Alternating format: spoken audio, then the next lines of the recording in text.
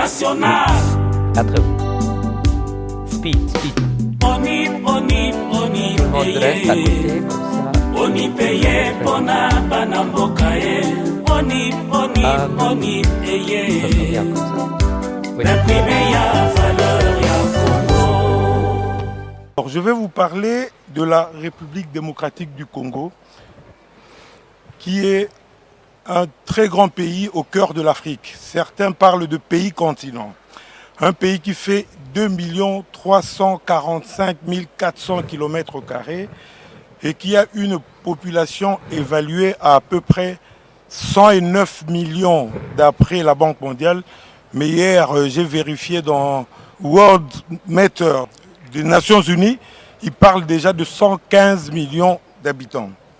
Alors, si je vous dis que les 115 millions n'ont pas de carte d'identité et n'ont pas encore été identifiés, vous allez comprendre tous le défi qui est devant la nation. Mais entre-temps, la nature ayant horreur du vide, il y a eu beaucoup d'identifications sectorielles. Et par rapport à ces identifications-là, le pays, les autorités ont décidé de mettre en place une structure que nous appelons l'Office national d'identification de la population, ONIP en sigle, que je dirige comme directeur général. L'ONIP a 3 missions principales. La première mission, c'est l'identification effective et systématique de toute la population. Par toute la population, vous entendez les Congolais et les étrangers en RDC, ainsi que les Congolais qui sont à l'étranger et qui sont évalués déjà à plus de 10 millions de personnes. La deuxième mission, et c'est la mission qu'au niveau de l'ONIP nous considérons comme la mission principale, c'est la constitution et l'entretien du fichier général de la population. Ce fichier qui va générer le numéro d'identification nationale qui sera attribué à chaque individu. Et la dernière mission, c'est l'un des services, parce que le fichier général de la population va fournir beaucoup de services, et parmi ces services-là, il y aura la délivrance de la carte d'identité. Mais autour de cela, nous avons des acteurs très très importants, notamment le ministère ayant le numérique dans ses attributions, qui va jouer un peu au régulateur, au contrôleur, qui va faire en sorte que tout se passe dans les conditions qu'il faut dans ce domaine-là. Bien évidemment, il y a l'interopérabilité. Je vais en parler un peu plus loin. Vous pouvez passer. Voilà. Alors, pour répondre à ces préoccupations, je voulais vraiment m'appesantir 2-3 minutes sur ça. Nous avons mis en place une stratégie d'identification de la population que nous appelons identification par stratification. Pourquoi cette identification? C'est parce qu'il existe déjà des bases de données sectorielles.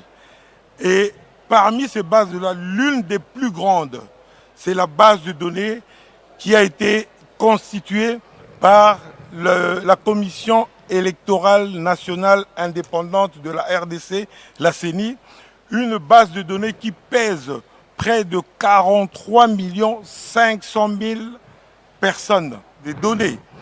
Donc, alors, puisqu'on a une telle base, on s'est posé la question de savoir qu'est-ce qu'il fallait faire après, parce qu'il faut identifier toute la population.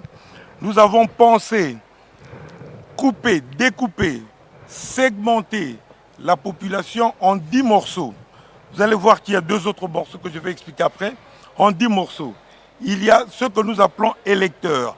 Mais en réalité, ce sont des majeurs ayant droit de vote.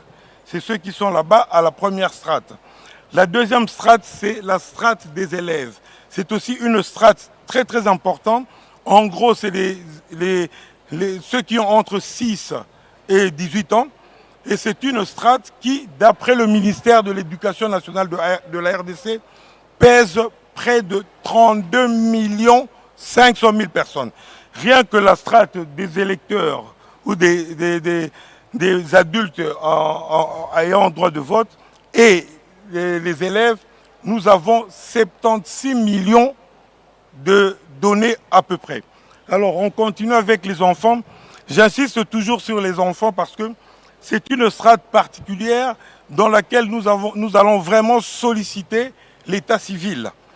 Nous aimerions qu'en République démocratique du Congo, l'identification passe par la régularisation de tous les enfants n'ayant pas encore leur acte de naissance.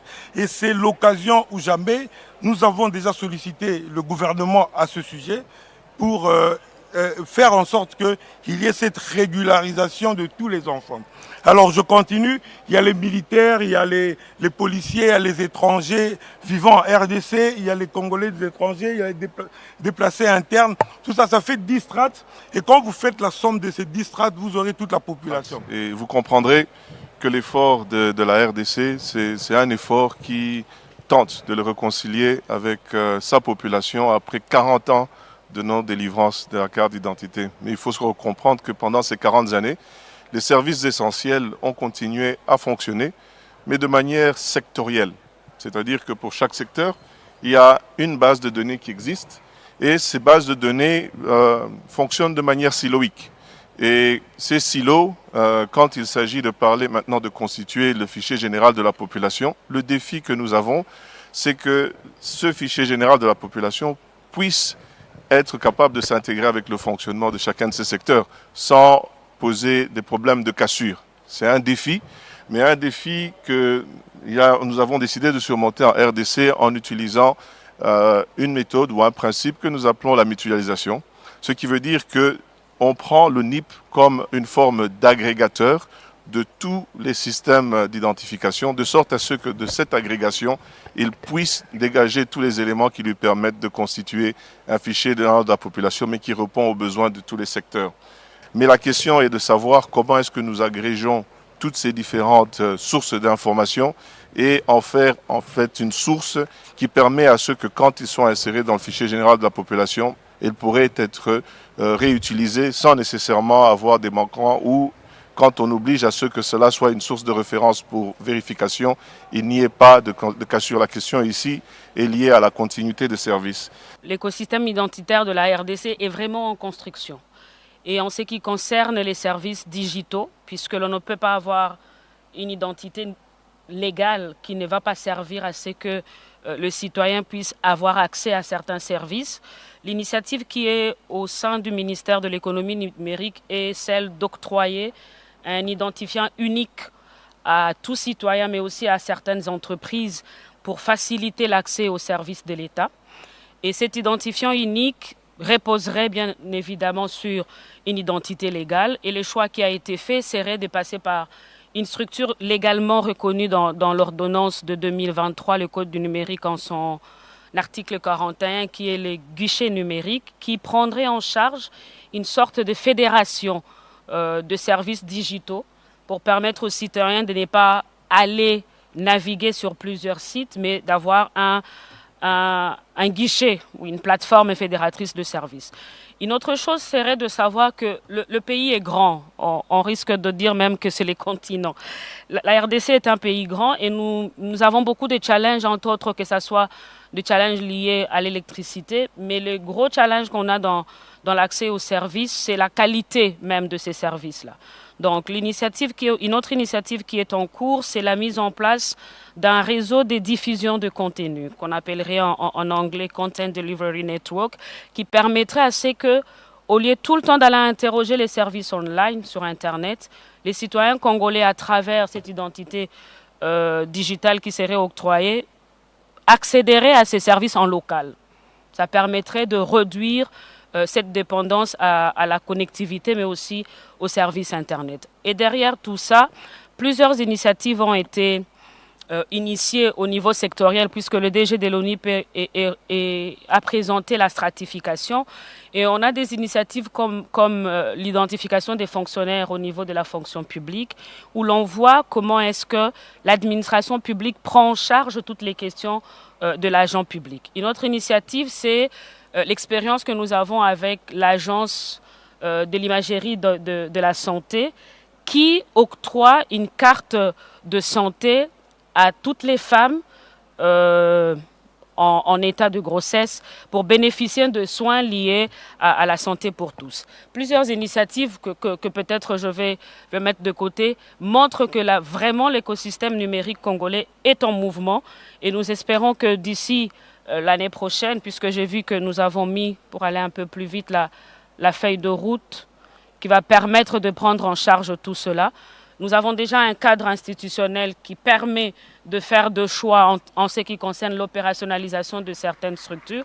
L'ONIP sera en coordination avec des structures telles qu'énumérées dans le Code du numérique. C'est un choix technique que nous avons fait. Mais Je vous remercie et je remercie surtout tous les pays qui ont exposé ici parce qu'ils contribuent au renforcement des capacités et nous allons certainement éviter les erreurs qu'ils ont eux-mêmes commises dans leur pays pour faire la meilleure identification et Constitution et entretien de manière permanente du fichier général de la population. Papa mokonzi asengi onipe tosilana na ngambo ya mikanda faci beton abeti sete lelo toyeba tokomi boni na Congo